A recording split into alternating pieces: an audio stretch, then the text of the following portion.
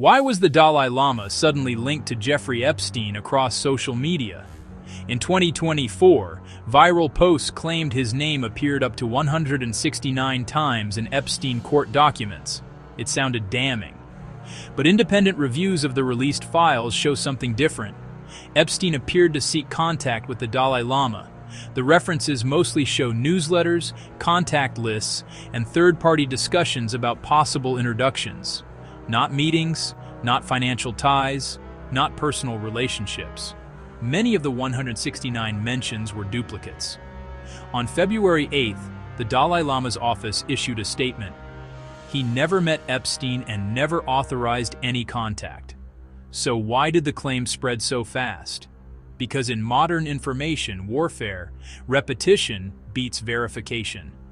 For years, Beijing has invested heavily in global narrative management, especially targeting Tibet and the Dalai Lama, who symbolizes Tibetan identity and resistance to assimilation. Undermining credibility is a powerful strategy.